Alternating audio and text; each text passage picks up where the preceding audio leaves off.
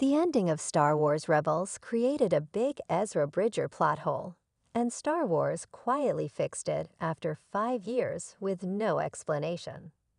Hello everyone, welcome to my channel. Please subscribe and keep watching for more details. Ezra Bridger's plot hole in Star Wars Rebels was fixed in AHSOKA by explaining why he couldn't return using Purils. Paradia, the Puril Graveyard, reveals why Ezra couldn't use the creatures to return, adding depth to his sacrifice.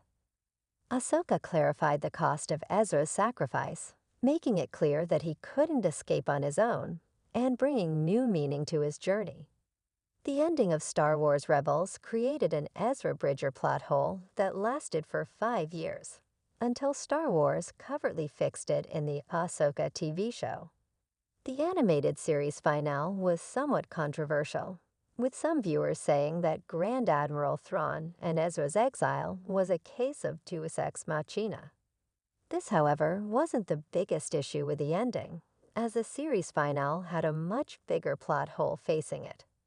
When Ezra calls the Purils to rescue Lothal from Thrawn, he coaxes the creatures to latch onto Thrawn's ship, the Chimera, and uses their advanced hyperspace traveling abilities to take Thrawn and everyone else on the ship, including himself, to another galaxy. Ezra never returned, prompting his friend Sabine Wren to look for him. With the help of AHSOKA Tano, Sabine finds Ezra on the extragalactic planet Paradia, and she helps him to return home in the AHSOKA finale. But one plot hole has long since suggested that none of this should have been necessary. Ezra Bridger learned to connect with animals all the way back in Star Wars Rebels Season 1.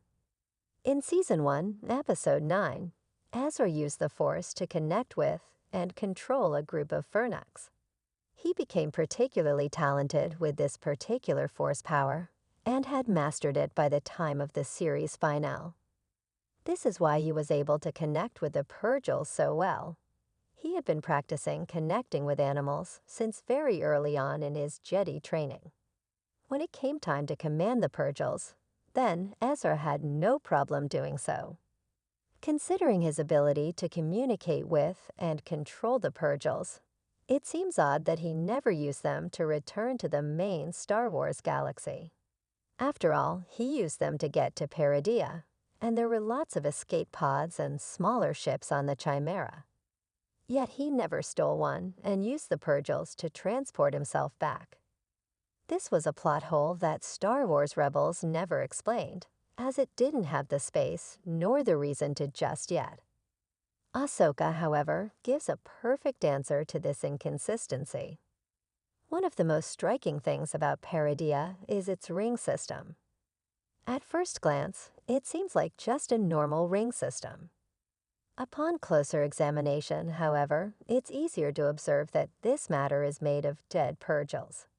In AHSOKA Episode 6, when Baylan Skoll, Morgan Elsbeth, Sabine Wren, and Shin Hati arrive at Paradia, Baylan explains that Paradia was actually mentioned in the Jedi archives as a graveyard.